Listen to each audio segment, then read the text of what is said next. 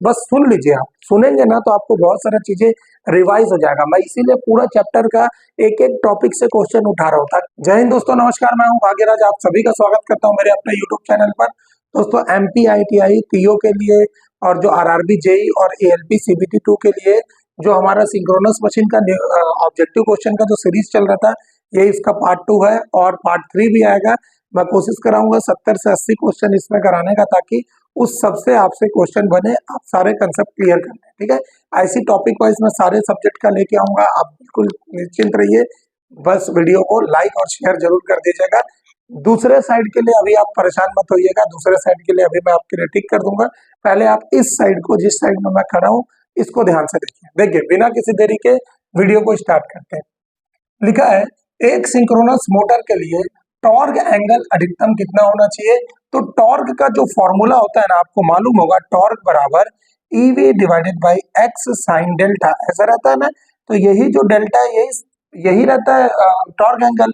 तो इसमें अगर मैं बोलूं तो ये कितना है, टी डायरेक्टली प्रोपोर्शनल होगा साइन डेल्टा के, ऐसे दिख रहा है। और साइन का मैक्सिमम वैल्यू कितना होता है, 90 डिग्री पे होता है। तो ये 90 डिग्री पर ही मेरा टॉर्क क्या होगा, मैक्सिमम होगा। तो टॉर्क अधिकतम कब होगा, 90 डिग्री। अगर अधिकतम की जगह न्यूनतम रहता तो न्यूनतम मतलब कितना, 0, तो साइन 0 0 होता, तो उसका आंसर आ जाता 0 डिग्री। क्लियर हो रहा है? चलिए, इनमें से कौन सी हानि सिंक्रोनस मोटर से संबंधित नहीं है, capacitive loss, friction loss, copper loss या iron loss.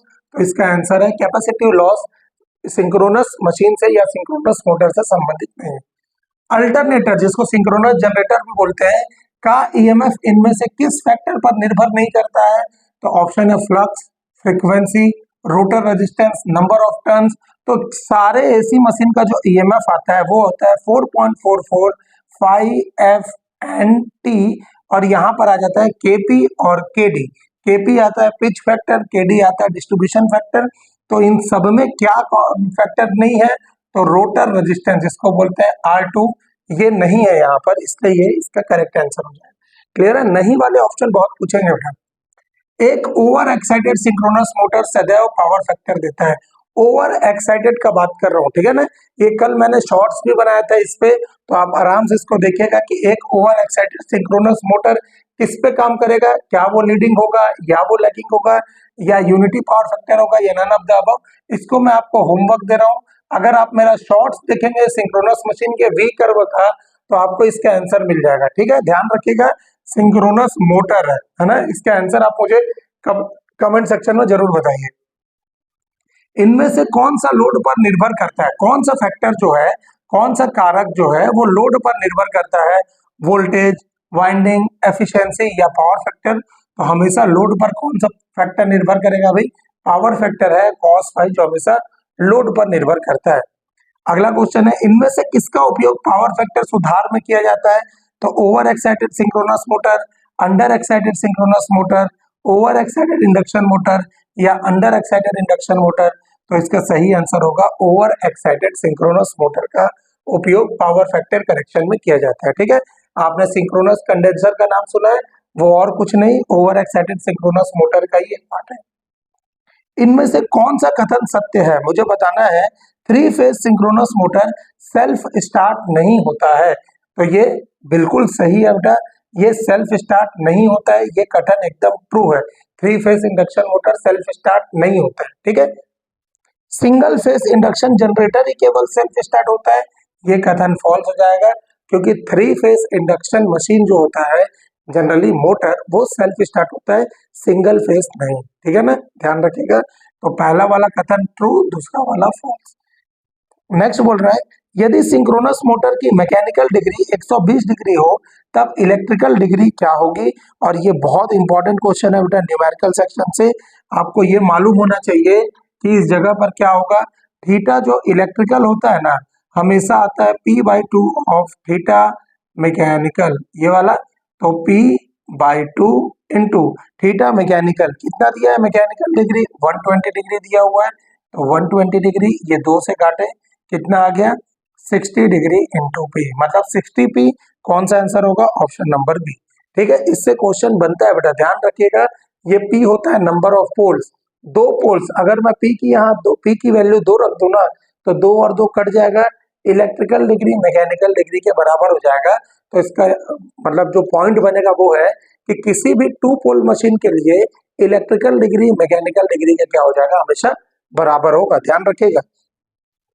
Three phase synchronous motor में क्या आवश्यकता होती है, मैं आवश्यकता होती है, किसकी आवश्यकता होगी, थ्री फेज एसी सप्लाई की, three phase AC supply plus DC supply, single phase और थ्री फेज एसी सप्लाई, या केवल डीसी सप्लाई। तो इसके आंसर होगा भाई three phase AC supply stator में, और रोटर को एक्साइट करने के लिए डीसी सप्लाई दिया जाता है।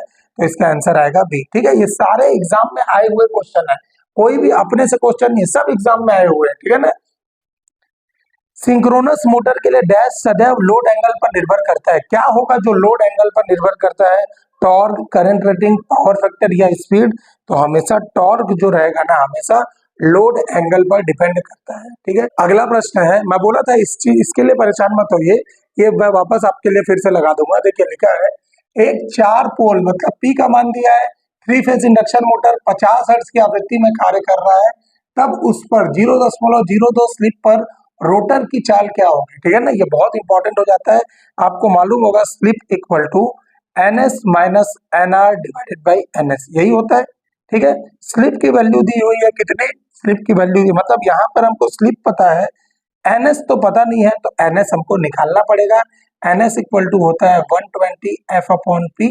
आप इस फॉर्मूले से क्या करेंगे, NS निकालेंगे, 120 इंटू F कितना दिया है 50 डिवाइडेड बाई P कितना दिया है 4। तो आप इसको सॉल्व करेंगे तो कितना आ जाएगा, 5 दिया, NS कितना आ गया 1500 RPM, और इस 1500 को आपको यहाँ रखना है। तो स्लिप है 0.02, 1500 माइनस NR डिवाइडेड बाई 1500। आप इसको सॉल्व करेंगे तो ये कितना आएगा, 15 दूनी 30 हो जाएगा, ये 2 जीरो है, 2 अंक के बाद दशमलव है, तो 30 इक्वल टू 1500 माइनस NR। तो NR कितना हो गया बेटा, 1500 में से ये 30 माइनस हो जाएगा, तो कितना आया 1470। तो कौन सा ऑप्शन रहेगा, ये ऑप्शन आप सुधार लेंगे, कोई सा भी एक चीज है, जैसे मैं इसको बोल दे रहा हूँ, ये 1470 है ना, तो ये ऑप्शन नंबर बी कर लीजिएगा। हो सकता है मुझसे ही प्रिंटिंग मिस्टेक हो गया होगा, आप इसको सॉल्व करिएगा, जो भी आएगा आप लगाइएगा, ठीक है ना। मेरे हिसाब से तो 1470 आंसर आ रहा है। ठीक, चले, सिंक्रोनस इम्पीडेंस मेथड को किस नाम से जाना जाता है, तो ये कल हम लोगों ने इसका ऑब्जेक्टिव भी किया था। सिंक्रोनस इम्पीडेंस मेथड को EMF मेथड के नाम से जानते हैं, और इसे एक और नाम से जाना जाता है पेसिमिस्टिक, ये बताया था मैं, पेसिमिस्टिक नाम से, पेसिमिस्टिक मेथड भी बोलते हैं, मतलब निराशावादी। ये MMF मेथड, इसको बोलते हैं एम्पियर टर्न मेथड, ये होता है हमेशा क्या, ऑप्टिमिस्टिक बोला था, आशावादी ये होता है। तो MMF का M, O का मोए मोए करके बताया था। ये जो पोर्टियर ट्रायंगल मेथड सबसे बेस्ट मेथड होता है वोल्टेज रेगुलेशन फाइंड आउट करने के लिए, ये सब ध्यान में रखेगा। रोटेटिंग स्टेटर फ्लक्स और रोटर पोल्स के बीच का एंगल क्या कहलाता है, हमेशा रोटेटिंग स्टेटर फ्लक्स और रोटर पोल के बीच का जो एंगल रहता है हमेशा कहलाता है टॉर्क एंगल, ध्यान रखिएगा। ठीक है, यदि एक रुके हुए अल्टरनेटर को लाइव बस में जोड़ दिया जाए, लाइव बस बार में जोड़ दिया जाए, रुके हुए अल्टरनेटर का बोल रहा है, लाइव बस बार का मतलब होता है जिसमें पहले से एक अल्टरनेटर काम कर रहे हैं, मैं क्या किया, एक दूसरे अल्टरनेटर को जाके जोड़ दिया बस। तो इसके लिए ऐसा कर दूंगा तो क्या हो जाएगा मुझे बताना है। तो ये है, तब इनमें से कौन सी स्थिति उत्पन्न होगी, बस बार का वोल्टेज डाउन हो जाएगा, जनरेटर शॉर्ट सर्किट हो जाएगा, सिंक्रोनस मोटर जैसा करंट करेगा, या इंडक्शन मोटर के जैसा काम करेगा। तो हमेशा जो भी मैं जनरेटर लगाऊंगा ना, वो हमेशा क्या हो जाएगा, शॉर्ट सर्किट हो जाएगा भाई। और कभी भी दो जनरेटर को पैरेलली ऑपरेट कराने की प्रक्रिया ना सिंक्रोनाइजेशन कहलाती है। यही होता है पैरेलल ऑपरेशन ऑफ अल्टरनेटर, जिसका अगला क्वेश्चन है, आपको लिखा हुआ है कि अल्टरनेटर के समांतर क्रम के लिए आवश्यक शर्तें क्या होगी, केवल फ्रीक्वेंसी और लोड समान, केवल स्पीड और वोल्टेज समान, केवल स्पीड तथा लोड समान, या वोल्टेज आवृत्ति और फेज सीक्वेंस समान होना चाहिए। तो option number D is your correct answer. ये तीन तो होना ही चाहिए, वोल्टेज, फ्रीक्वेंसी, फेज सीक्वेंस तो जरूरी है, ये तो होना ही चाहिए। साथ में और क्या रहेगा, तो ये हो जाएगा सेम पोलैरिटी, पोलैरिटी भी इनकी क्या होनी चाहिए, सेम होना चाहिए। तो यहाँ पर आप एक और ऐड कर लेंगे, सेम पोलैरिटी। ठीक है, ये समांतर क्रम में अल्टरनेटर को ऑपरेट कराने की प्रक्रिया होती है। ठीक है, तो आई होप आपको ये सब वीडियो पसंद आ रहा होगा। आप देखिएगा जरूर, ये मत देखिए कि बोर्ड कैसा है या लिखा ढंग का नहीं है या कुछ नहीं, बस सुन लीजिए। आप सुनेंगे ना तो आपको बहुत सारा चीजें रिवाइज हो जाएगा। मैं इसीलिए पूरा चैप्टर का एक एक टॉपिक से क्वेश्चन उठा रहा हूँ, ताकि आपको डिटेल में बताऊंगा ना तो आपको पूरा का पूरा एक क्या होगा, अच्छे से रिवाइज हो जाएगा। क्लियर है? चलिए मिलते हैं अगले वीडियो में। Thank you so much. जय हिंद, जय